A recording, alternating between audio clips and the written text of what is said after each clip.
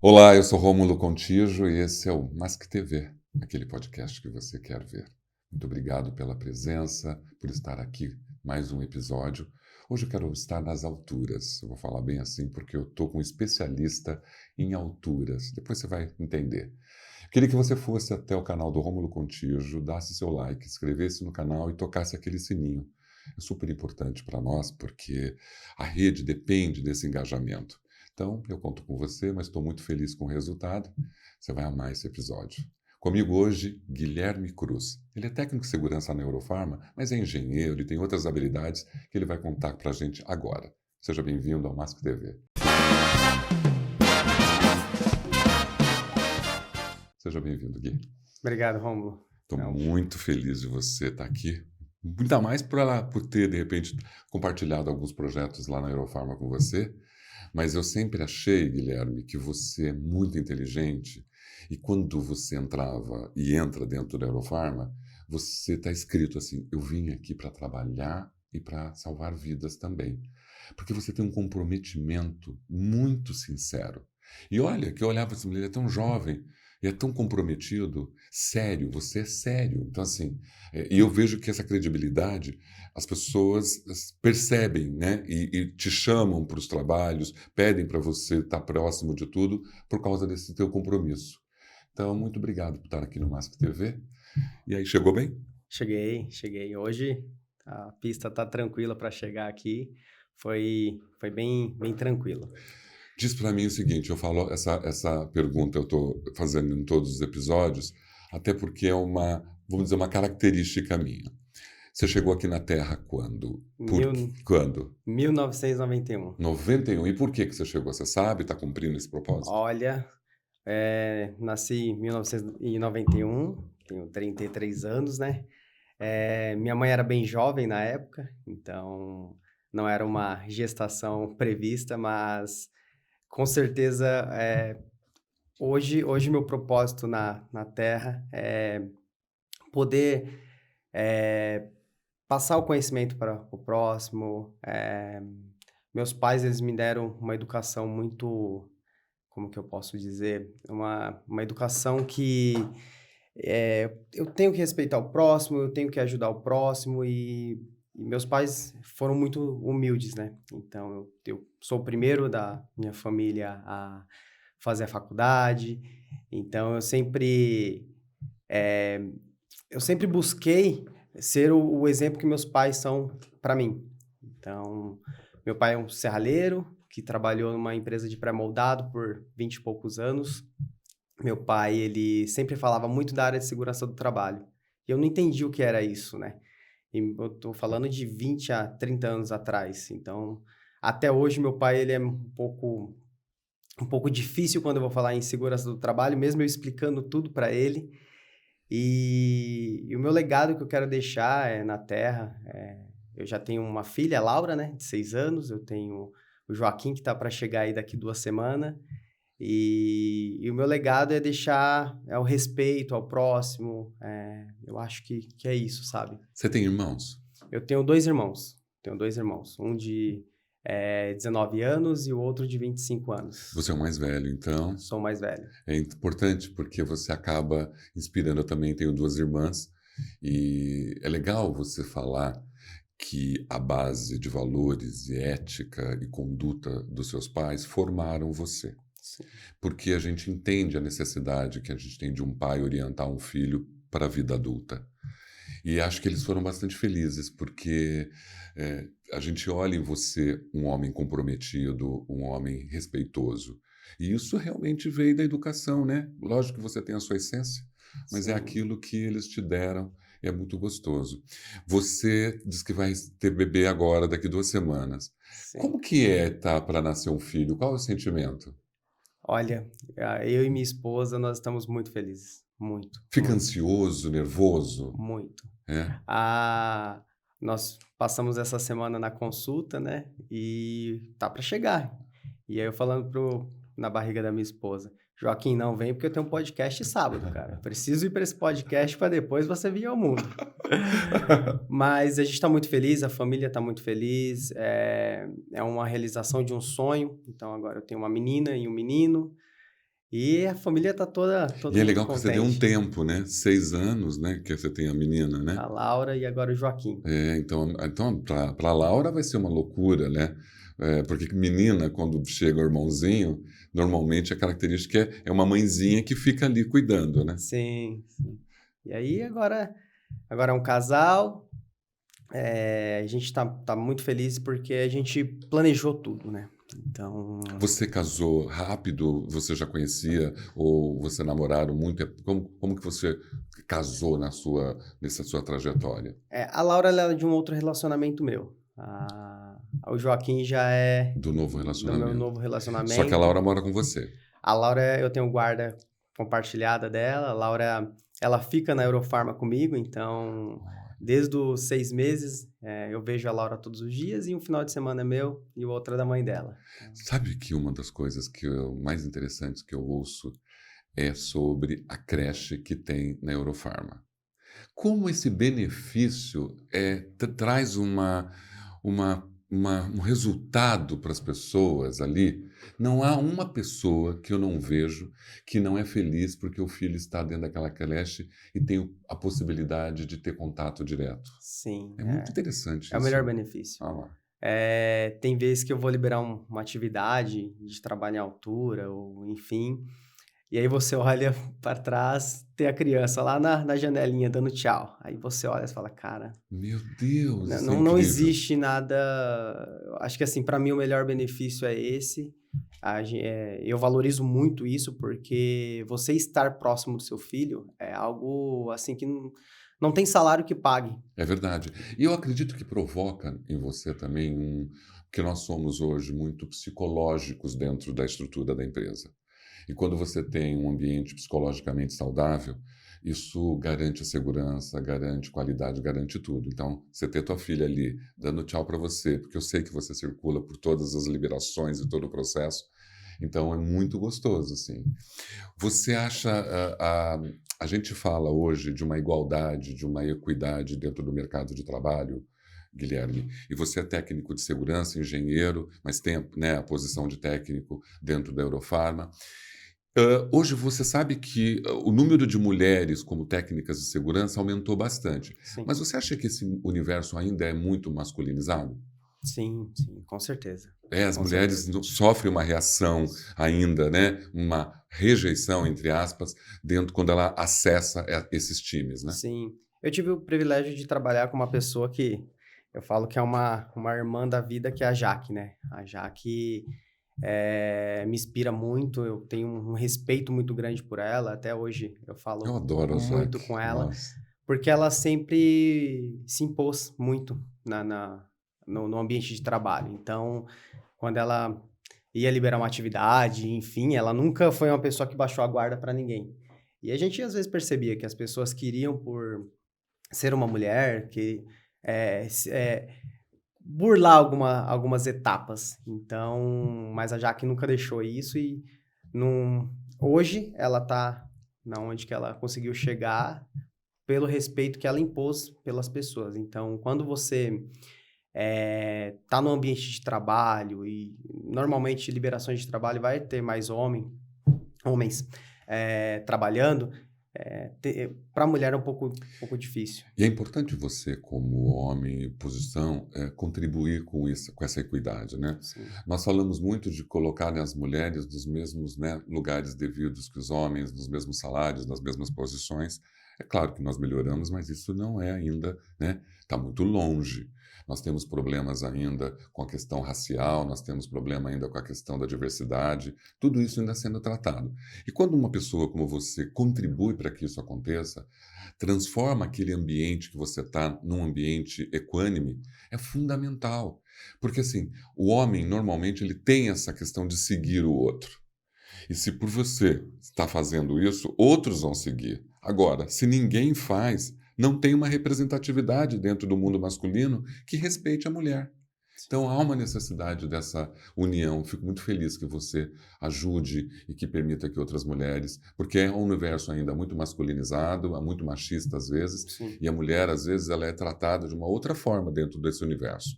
Nós mesmo que vivemos da segurança há tantos anos sabemos disso.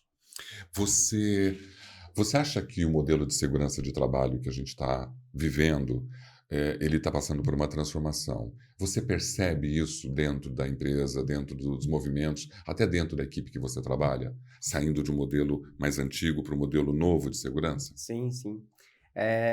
Eu tenho, acho que 2 anos que eu tô mudando um pouco o meu perfil, né.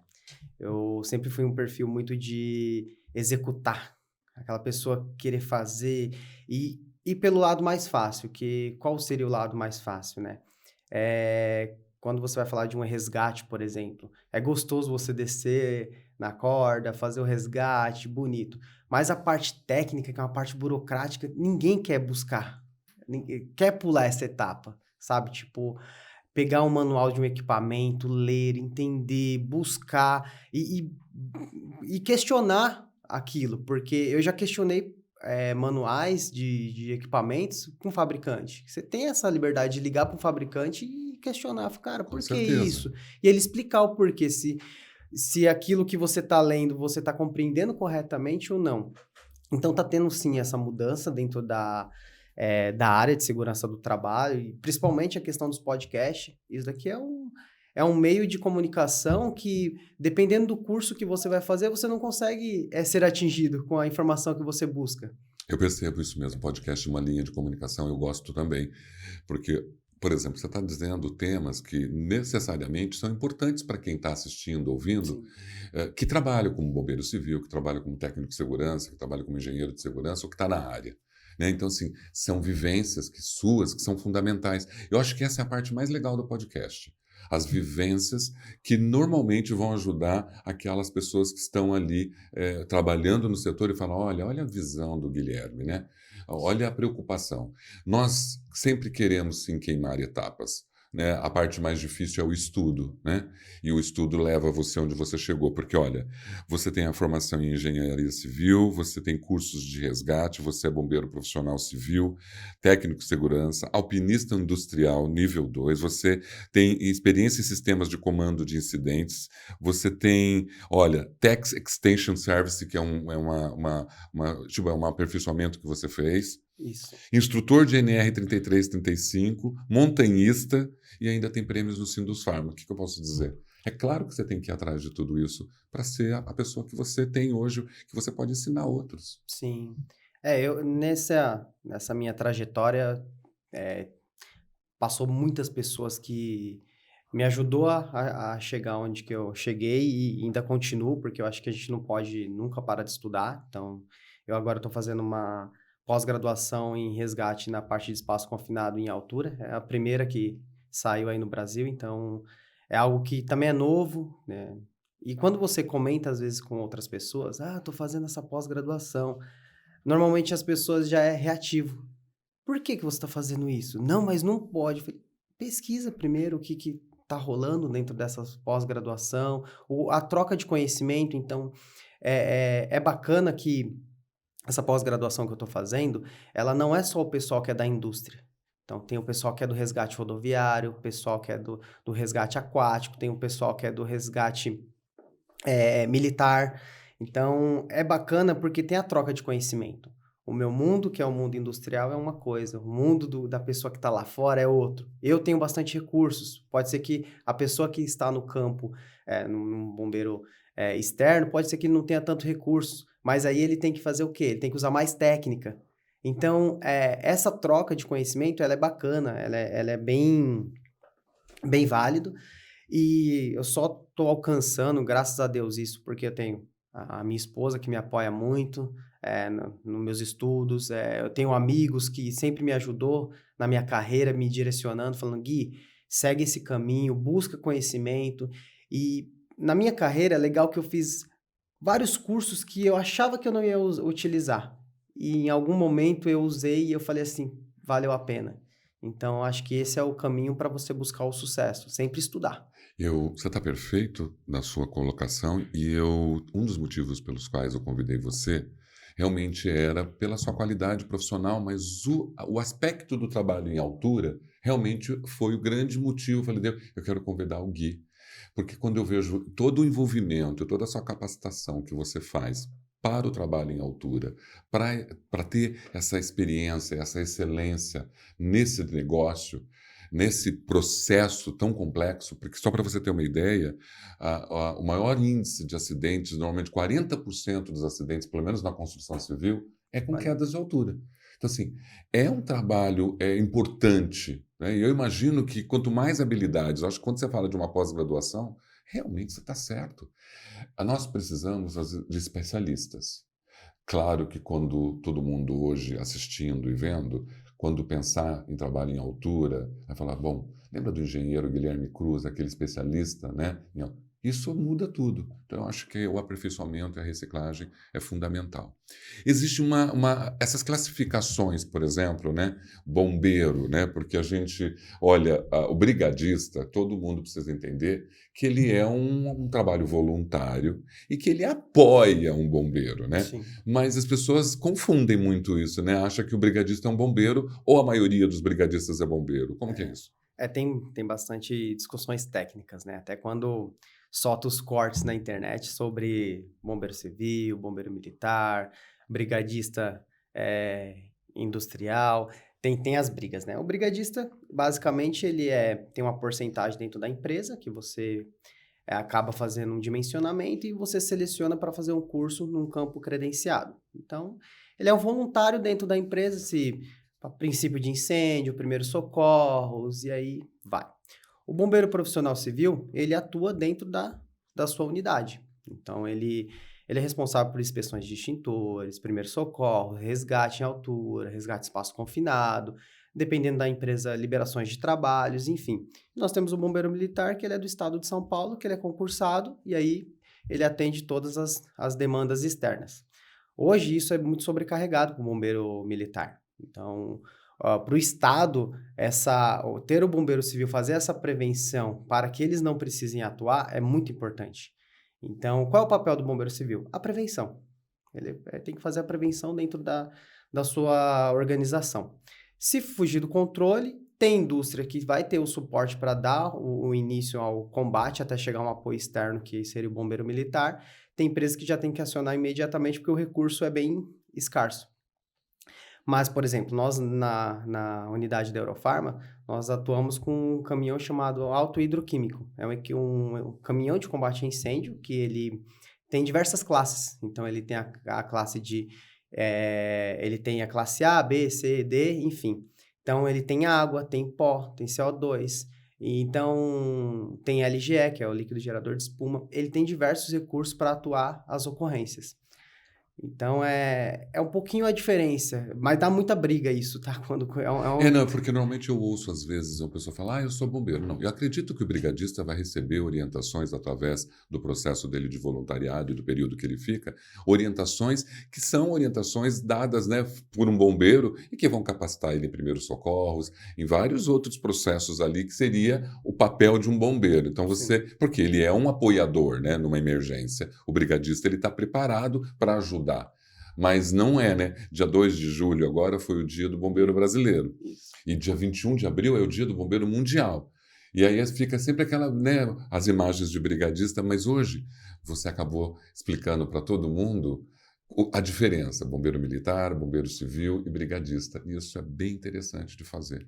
Agora, salvar uma pessoa, resgatar uma pessoa, não é uma tarefa fácil. Não. Né? Eu acho assim, você imagine o estado emocional de uma tragédia que está acontecendo, vamos, né, Rio Grande do Sul, milhares de exemplos, até mesmo dentro de uma empresa, num evento grave de incêndio, alguma coisa. Qual é a característica mais importante para um bombeiro, por exemplo, civil dentro de uma empresa, para ele poder ser esse profissional e atender uma emergência num estado tão difícil? Sim. Eu comento muito com os nossos bombeiros lá, né, dentro da indústria. Falo para eles que eles têm que treinar e conhecer muito o seu ambiente de trabalho. Por quê? Se fugir do controle, o bombeiro militar, ele vindo com recurso, ele não vai conhecer a sua unidade, ele não vai conhecer os riscos que tem dentro daquela unidade. Então, por exemplo, você tem lugar que tem produto corrosivo, oxidante, inflamável, e aí sucessivamente. Então, ele vai ser um suporte para informar esses cenários que nós temos dentro da unidade para um apoio externo. Então, o porquê que nós fazemos os simulados? Os simulados é justamente para você se aproximar daquela ocorrência quando acontecer. Que a gente sabe que simular não quer dizer que quando acontecer vai ser aquilo. Foge do Claro, tem o controle. estado emocional, né? Exatamente. Então, hoje a gente, até nesse debate da pós-graduação, a gente fala muito que existe o teatro e o simulado. Que o teatro é quando você organiza tudo, fala, ó, vamos fazer dessa forma, é assim. Você já falou tudo que vai ter. Então, você só vai lá e faz o quê? Um teatro. E o simulado é o quê? Faz algo que, assim, não vou avisar ninguém e vou ver a Agir. atuação. Qual vai ser a reação? E também não vai chegar próximo de uma ocorrência, mas já começa a ficar mais... Dá aquela adrenalina de você se deslocar com equipamento, você buscar os recursos, às vezes você chega e esquece um recurso, e isso é bem bacana. Eu lembro de simulados, assim, eu participei de vários, de pessoas que se escondiam debaixo da mesa, É, para não sair. Por quê? Sabia, ouviu de alguém, não sei de onde, que vazou a informação, porque a informação vaza. Esse é um problema, né? A gente tenta fazer um simulado, né, para que ninguém, né, saiba, mas a informação vaza. E aí o cara estava debaixo da mesa porque ele tinha uma reunião e ele não podia fugir da reunião. e E esse- aconteceu o simulado. Então, quando estava o bombeiro pedindo para sair todo mundo da sala, estava ele lá escondido debaixo da mesa para não descer. Olha que tipo de comportamento. E se fosse real? é. E acontece.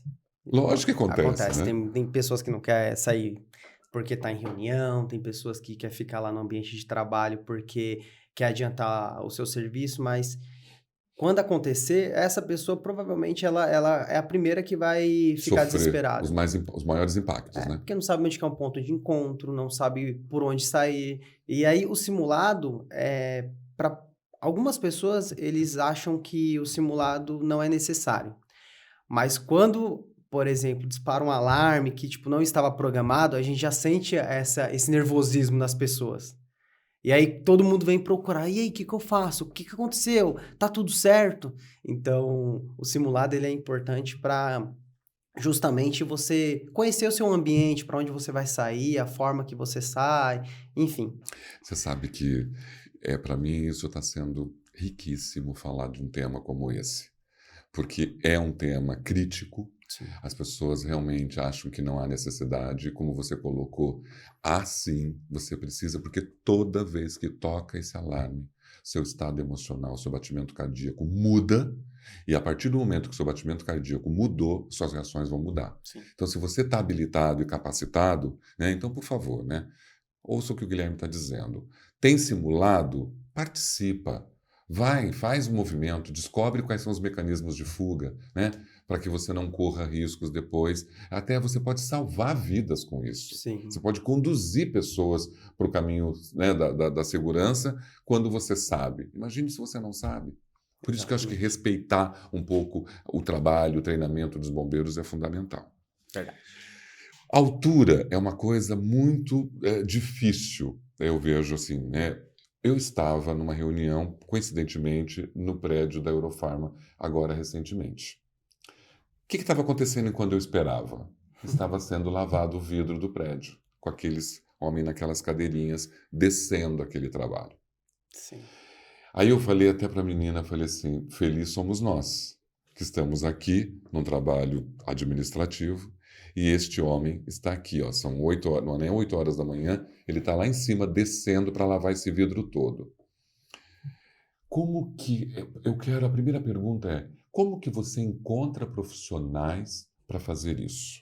Eu sei que tem treinamento, mas qual é o desejo deles? Porque é um trabalho de muito risco. Quem são esses profissionais que aceitam esse tipo de trabalho? Hoje tem dois tipos, né, de trabalho que as pessoas fazem limpeza de vidro. Dois não, tem vários, mas os dois que eu vou citar, que é o alpinismo industrial e o pessoal que faz essas limpezas de fachada, que eles usam cadeirinha, que está dentro de uma normativa lá da NR18, enfim.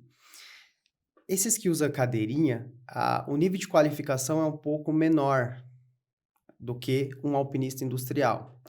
E quando você vai fechar um contrato também, você paga mais por um e menos para o outro. Não quer dizer que quem está trabalhando com cadeirinha não tem qualificação, não é isso. Ele tem uma qualificação sim, ele tem certificações, mas As exigências são menores. são menores. Então, normalmente uma empresa contrata essas pessoas como auxiliar de serviços gerais, como enfim, e o alpinismo industrial, ele já tem esse treinamento, que ele é 40 horas, que aí é um treinamento mais técnico, e ele faz outras atividades além de uma limpeza de fachada. Ele vai fazer um trabalho a quente, ele faz um trabalho a frio, ele faz um trabalho em espaço confinado. Então, o alpinismo industrial está ganhando muita força dentro do Brasil. Ele já vem há anos, né? Eu acho que 90, se eu não me engano, 98, chegou na Petrobras, no Brasil, na década de 90. E eu converso com muitas pessoas que dão aulas sobre alpinismo industrial. E eu entrei nesse mundo tem 6 para 7 anos. E as qualificações são muito maiores, né? São As muito. exigências são muito maiores, né? Sim. O treinamento de acesso por cordas, você faz ele numa semana, 40 horas, depois vem um avaliador externo, faz essa avaliação e te aprova ou não. O treinamento de cadeirinha suspensa, normalmente é um treinamento que você faz, terminou, você já está habilitado e aí o nível de exigência é menor. E aí é onde que a gente tem que ter mais atenção. Não que o alpinismo nós não vamos ter atenção, mas na cadeirinha suspensa, então a gente tem que sempre estar muito atento nas inspeções de linha de vida, nas inspeções de pontos de ancoragem, nos equipamentos dele, no laudo anual das cadeirinhas e cabo de aço, e aí sucessivamente. Então, é uma atividade que a gente tem uma atenção muito grande. Então, por exemplo, na Eurofarm Itapevi, a gente tem o ano inteiro. Então, não tem um dia do ano que não tem alguém pendurado na cadeirinha. Então, é algo que a gente precisa ter uma atenção maior. E aí você também contribui. Por exemplo, normalmente é uma empresa terceirizada que apresenta esse trabalho, só que essa empresa terceirizada ela também recebe de vocês toda uma integração de segurança para qualificar esse profissional ou até mais do que ele está recebendo pela própria empresa, né? Porque ele recebe uma abordagem sua, por exemplo, ou da equipe, para executar essa tarefa. Sim. Dentro da nossa unidade, nós temos a integração de segurança, que aí passa todos os aspectos de ramal de emergência, a questão de se acontecer uma situação de emergência, como que eles vão atuar, enfim. E nós, principalmente eu, gosto de conversar muito com eles. Eu explico, se ficar pendurado, como vocês vão fazer? Porque a gente tem o nosso plano de resgate da Eurofarma. Então, o bombeiro, ele sabe como ele vai atuar se ficar alguém pendurado lá. A gente tem a nossa equipe técnica que está treinada também, então, para atuar numa situação de emergência. E esse é um trabalho que poucas pessoas acabam vendo. Por quê? Ele é o trabalho invisível. Ele está lá guardadinho. Se acontecer e der errado, vão acionar a gente. Então, a gente tem que estar preparado, mesmo sem ele saber. Então, nós fazemos o quê? Sempre pendura o boneco, monta sistema, tira o boneco e aí vai sempre reciclando. Treinando, né? Se acontecer, a gente está preparado. Agora, é tão importante porque assim, eu vejo que você conversa muito com as empresas e com os profissionais das empresas que estão fazendo esses trabalhos. E eu acho super importante a sua conversa. Justamente porque aquilo que você falou de exigências de qualificação. Essa empresa pode estar lá, está qualificada, está certificada, ela pode estar em qualquer empresa, seja onde for. Sim. Não importa se ela está na cadeirinha, independente da outra mais específica, né? Do alpinista industrial, né? Que fala, esse da cadeira está preparado como, né? Pode estar em qualquer empresa. Mas quando ele recebe a orientação, quando aquela equipe que chegou da empresa X recebe a sua orientação, que é um pós-graduado na área, muda tudo. Sim. Porque normalmente, talvez a terceirizada nem teve tempo ou espaço para desenvolver geral, né? Dar um overview de treinamento que o cara esteja melhor preparado. Vai mesmo no treinamento padrão, mas Sim. chega lá, tem você para orientar. Essa área é bem... Eu, no começo, eu tinha muita discussão técnica que era desgastante. Eu não conseguia transmitir o conhecimento para a pessoa, porque quando eu falava, tá errado, eu já arrumava uma briga. Então, hoje eu consigo ter uma abordagem melhor, que aí foi algo que eu aprendi. Cara, você conhece desse equipamento? Eu conheço. Falei, sabia que tem um manual? Aqui tem todas as informações, pode lavar uma corda, mas tem que tomar cuidado, dessa forma, dessa forma. E aí a pessoa fala, não, mas eu sempre fiz curso e nunca falaram para mim que pode lavar a corda. Eu falei, não, mas não sou eu que estou falando, não. Está no manual do fabricante. Dá uma lida aqui. Aí eu pego, imprimo no final do dia, levo para ele e falo, dá uma olhadinha. E aí, com isso, eu ganho a pessoa. Por quê? Quando a pessoa tem a primeira dificuldade, ela fala, Gui, isso tá certo? Eu falo, não, tá errado, cara, vamos corrigir. Ó, Gui, a linha de vida tá um pouco solta, cara. Isso é normal? Deixa eu ver. Falo, não, cara, vamos interditar, vamos acionar uma empresa para fazer a preventiva, uma anotação técnica no final e tá tudo certo. Então, você começa a trazer as pessoas para o seu lado. Ó, estamos no mesmo barco. Então, vamos atuar para não acontecer nada. Só que quando você vai lá e fala, tá errado, você cria uma reatividade da pessoa e aí vira uma bola de neve. O cara vê errado e fala, não vou falar. É verdade. Você disse uma coisa muito importante, até bom para a gente abordar aqui. Eu sou especialista em cultura, comunicação e comportamento há 24 anos. Vejo muitos grupos e times de segurança do trabalho atuando. Existem modelos e modelos, perfis e perfis. Agora, uma coisa é fato. A comunicação é algo, é uma habilidade. A gente fala de hard skills e soft skills hoje em dia. Hard skill você tem todas. Você não tem nenhum problema de capacidade técnica para fazer o que você faz como bombeiro, como especialista em trabalho em altura, em espaço confinado, como engenheiro. Não tem problema nenhum. Agora, você tem as soft skills? Você tem aquelas habilidades que são essas que você acabou de falar, de entender e compreender aquele outro profissional, de saber orientá-lo, de saber ter uma comunicação interpessoal ajustada, onde você consegue tirar vantagem daquilo que você está falando para convencer aquele outro que você não está querendo sobrepor ou ser melhor do que ele. Sim. Essas habilidades, o técnico de segurança, o cara que está no campo hoje precisa ter, você concorda? Concordo, O plenamente. que você faz para se capacitar em relação à comunicação? Como que você transforma a sua comunicação empática? O que você anda fazendo para poder sair do modelo padrão tradicional de um técnico que só inspeciona para aquele técnico coach, educador?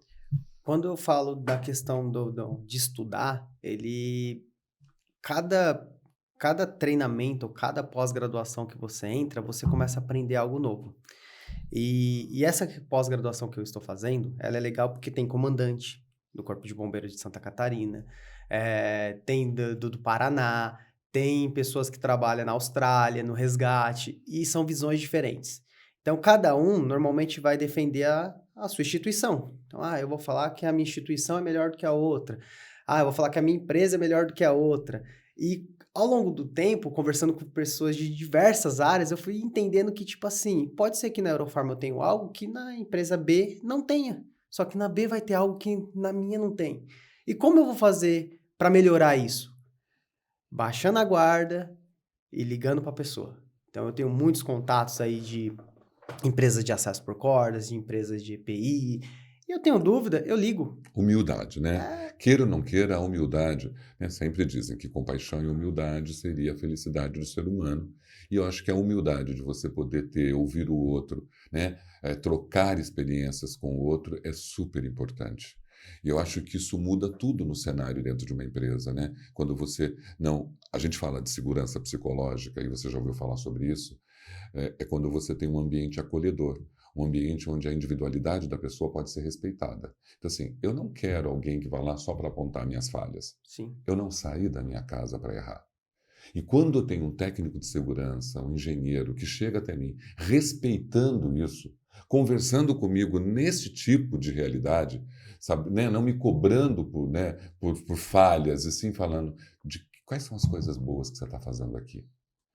Que coisas legais você está trazendo. Então, eu acho que quando você que tem essa especialidade, quando você troca com aquele profissional que tem, de repente, uma insuficiência de informação, né, e pode receber sua, você também está recebendo dele alguma coisa que só ele faz. Sim. Eu estava lá esperando, eu falei, eu quero entrevistar esse rapaz.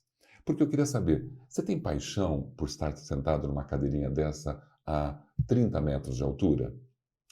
Tem paixão, você está trabalhando por qual propósito?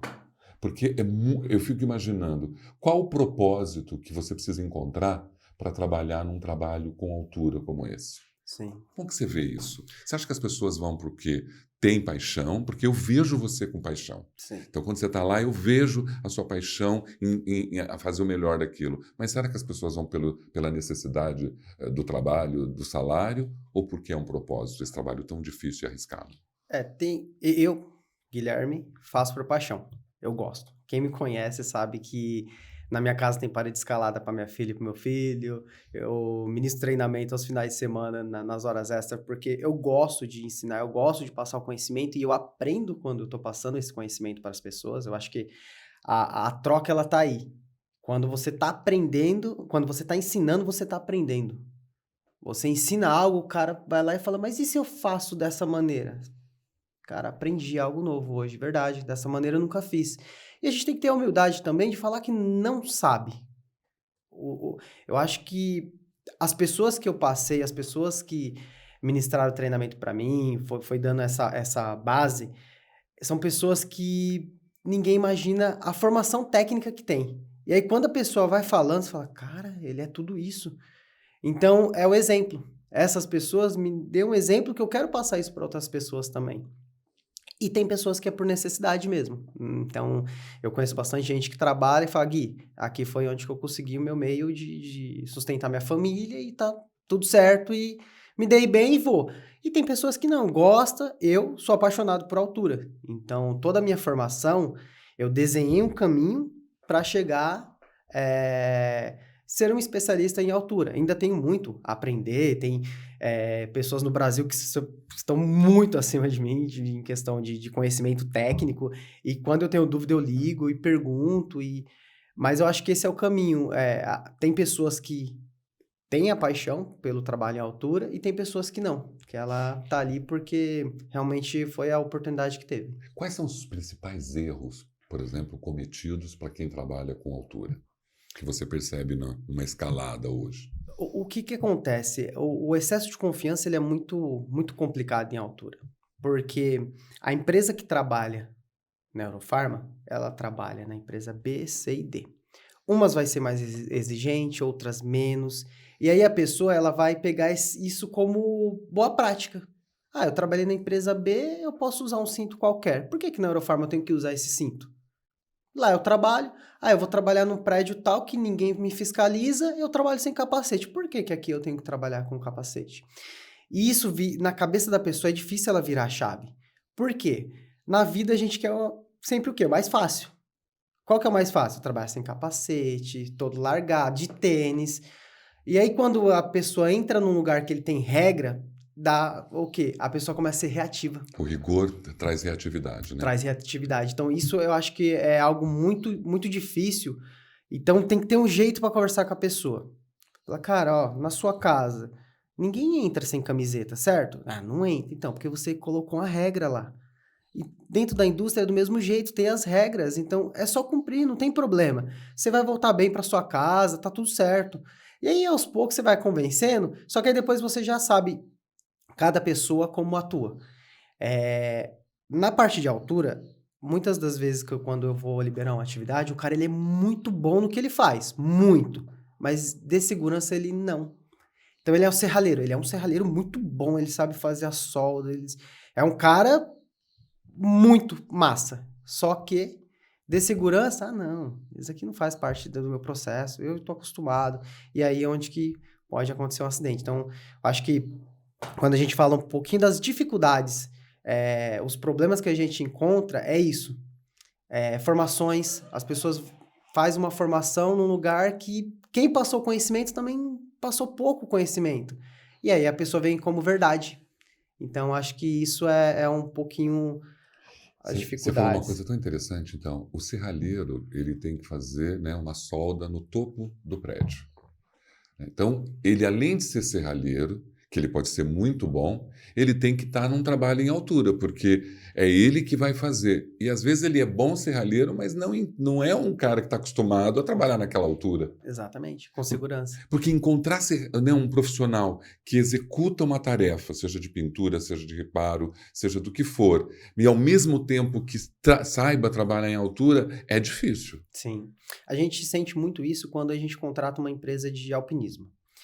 Tem empresa que ela é só alpinismo para execução de atividade. Então, ela é uma empresa de alpinismo que ele faz reparos, manutenções, enfim. E tem empresas que ele faz o quê? Treinamento. Essa empresa que vem executar, que faz treinamento e executa uma atividade de reparo, enfim, os conceitos de segurança é totalmente diferente.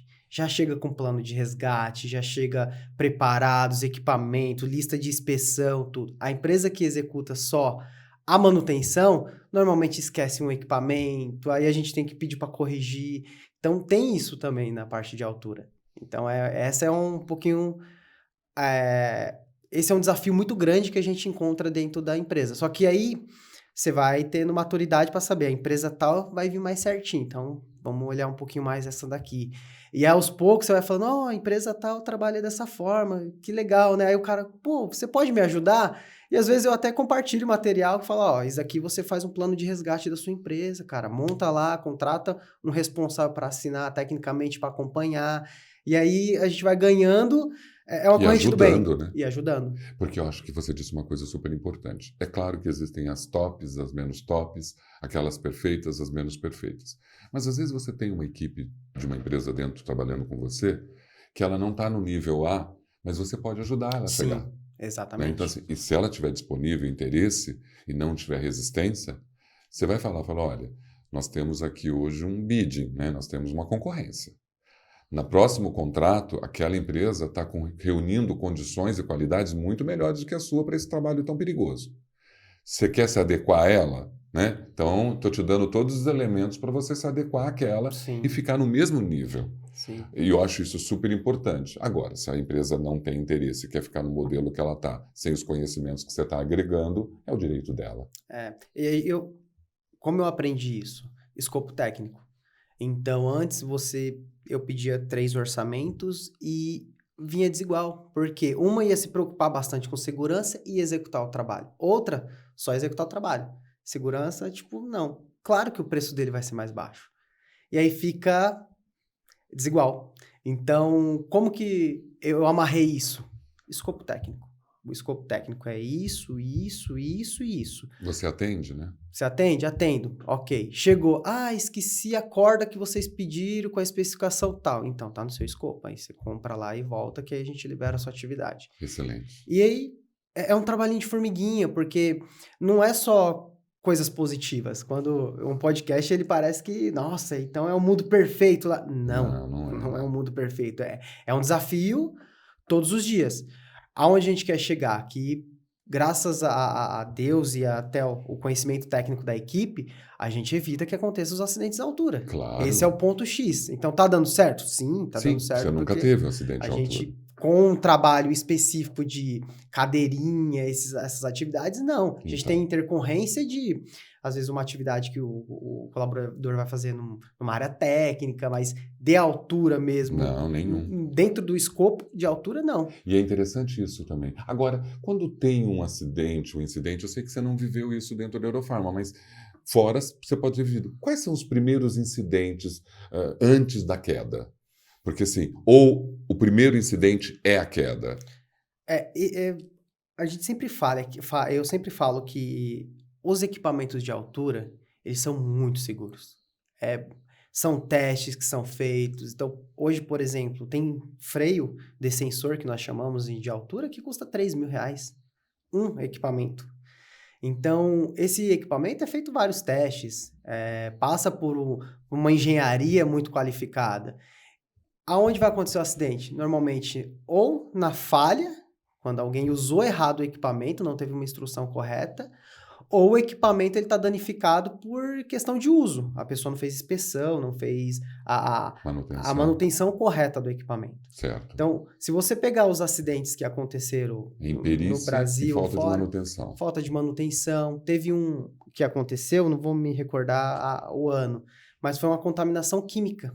A corda dele teve contato com um produto químico e aí quando ele foi se pendurar, ela soltou. São fibras. Então, fibra estourou. E aí ele caiu e foi a óbito, numa plataforma de petróleo.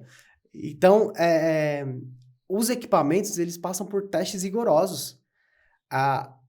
Eu acho que tem 2 meses atrás, não, 1 mês atrás, o rapaz veio todo feliz para mim. Oh, libera meu trabalho? Sim. Cheguei lá, ele tava com um rolo de 150 metros de corda. Aí, de longe, eu falei assim, essa corda não é certificada. Aí ele brincou. Oxe, mas você nem viu a corda? Eu falei, eu sei.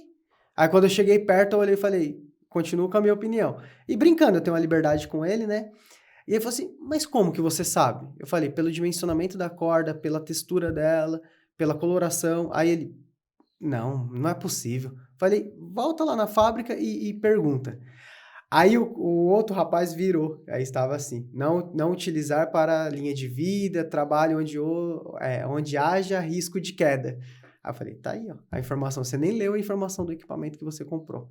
E já pensou se você não tivesse esse conhecimento técnico, poderia passar batido. Passa, ele coloca a corda e aí ele pode se acidentar e aí a falha tá onde? Na falha do conhecimento. A maioria dos acidentes são quedas. Normalmente a pessoa, ou ela não às vezes não cai até o chão, mas é um rompimento. Esse é o grande, digamos, a grande estatística do altura é a queda.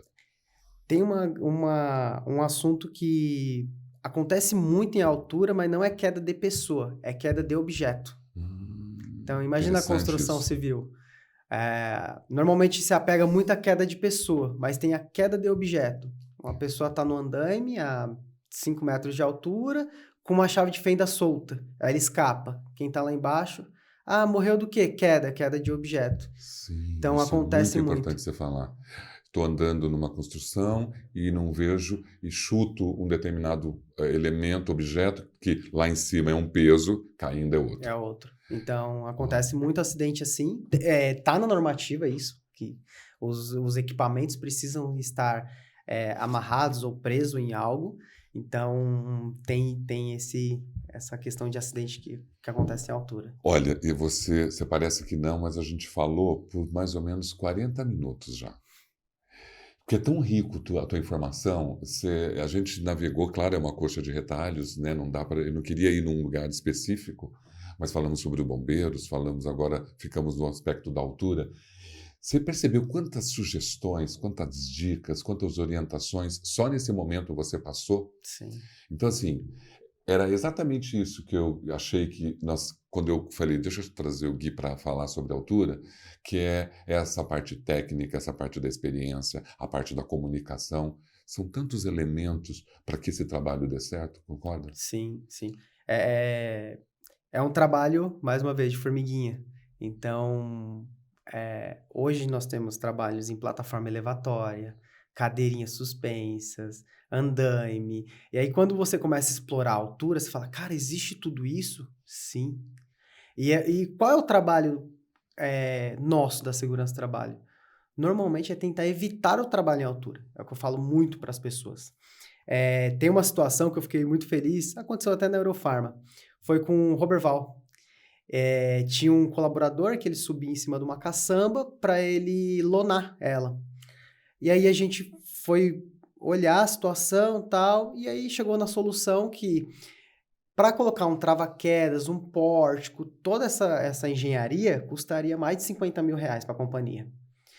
E aí a gente conversou com o colaborador, ele falou assim, não, mas eu não preciso subir lá, eu só preciso lonar. E era uma telinha bem fininha, porque é de descarte de resíduos. Comprou 2 bastão, em vez dele subir, ele passa por cima até o outro lado e amarra. Com essa ação do Roberval, né, evitou um trabalho em altura, então a pessoa não precisa fazer o treinamento em altura, não precisa comprar um cinto de segurança, não precisa ter um pórtico lá que custa 50 mil reais com trava-quedas, toda uma engenharia, não precisa fazer laudo anual, porque também é um custo para a companhia.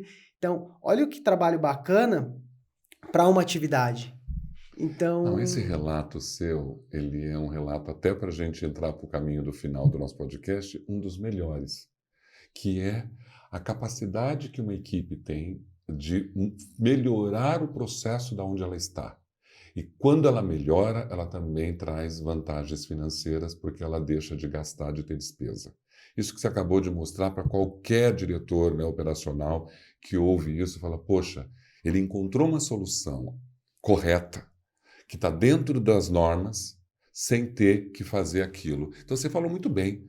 Nós queremos evitar o trabalho em altura. E para evitar o trabalho em altura, você é um engenheiro, você tem que pesquisar, né? Se você pode fazer aquele trabalho com um grau de risco altíssimo e fazer aquele trabalho com um grau de risco baixíssimo, esse é o seu papel, não é? É legal quando você desafia.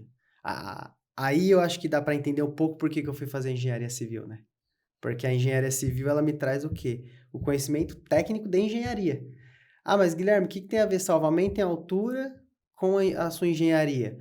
Então, bombeiro civil eu faço parte de resgate. O técnico de segurança do trabalho eu faço a questões de liberações, a questões de conhecimento técnico de Inspeções. inspeções, enfim. E a engenharia? Aí eu consigo entrar dentro da parte dos componentes. Os testes de resistência de materiais, o porquê, qual é a normativa, qual norma que eu vou ver para fazer os testes de arrancamento de um sistema. E aí eu consigo fechar tudo isso. E quando eu vou liberar uma atividade, quando eu questiono tecnicamente, o cara, ele me olha como técnico. Ele olha e fala assim, Claro. mas não, isso daqui não tá. Eu falo assim, está dentro da norma tal. E aí começa a virar uma bola de neve, um atrito, e depois fala assim, ah, pô, entendi aonde você quer chegar. Aí é legal porque quem ganha? Quem ganha é a empresa e a vida, né? Acho que todo mundo, né? É, Todo mundo. E o mais interessante que você disse é o seguinte: você reuniu as competências técnicas, mas lembrando, elas não servem para nada se na sua habilidade cultural, comportamental de comunicação você também não está usando no mesmo nível, né? Você sim. precisa convencer aquele cara, você precisa não sobrepor ele, não humilhar ele e valorizá-lo, inclusive. E Sim. para isso, você precisa dessas habilidades de empatia, de conhecimento cultural, de análise psicológica, humana, não é? Sem isso não dá para gente. Não é só porque você é engenheiro que você acha que vai conseguir convencer aquele outro a fazer, né? A Sim. sua habilidade de Sim. comunicação é fundamental. É ter que explicar o ganho, né? O ganho, e quando você explica a primeira vez, é legal que vira hábito. Então, já tem atividades que eu fui liberar, e aí, vamos instalar o ar-condicionado aqui no chão. Pô, legal. Na minha cabeça, eu sei o porquê que ele vai colocar no chão. Mas o mérito é da pessoa que fez o projeto, tá tudo certo. Mas é o quê? É uma sementinha que você fala assim, cara, não fica colocando ar-condicionado em cima do telhado, não, porque vai dar problema e tem que subir alguém para fazer inspeção. Aqui no chão você não tem um espaço? Não vai ter nenhum projeto aqui, não. Coloca no chão. Ah, mas eu vou gastar um pouco mais de tubulação. Não tem problema. Você vai gastar X, mas lá na frente você vai recuperar isso. E minimizar totalmente o risco. Você faz a manutenção no chão. E normalmente é o quê? Você vai nos lugares, ar-condicionado, é na parede. Aí tem que ter escada, um profissional qualificado, o risco de queda. E vira um processo muito caro. Por quê? Aquela empresa que você vai contratar para fazer uma inspeção, que é só do ar-condicionado, você começa a pedir cinto, corda, trava-quedas, profissional qualificado, aí vai ter a liberação da segurança, vira uma bola de neve. Então, acho que o papel fundamental dentro do trabalho em altura é esse. A gente tentar eliminar o trabalho em altura e somente os que não têm a possibilidade de eliminar, aí sim, fazer a prevenção, fazer todos os meios de controle para não acontecer um acidente. Exato. E se tiver com um caminho mais saudável, mais adequado, que seja feito. Sim. Vamos fechar? Ah.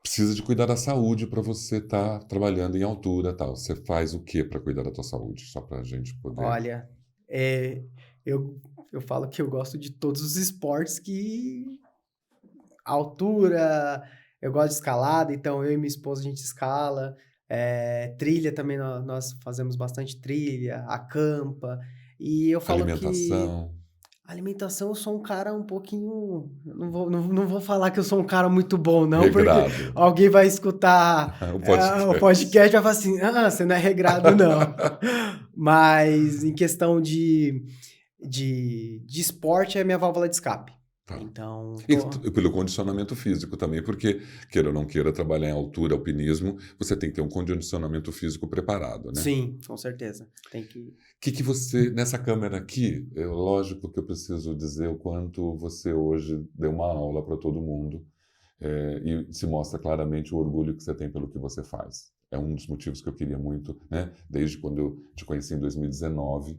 lá, e vejo que você trilhou uma carreira. É muito prazeroso saber que quando eu comecei a trabalhar, prestar serviço, eu vi que você estava começando a faculdade.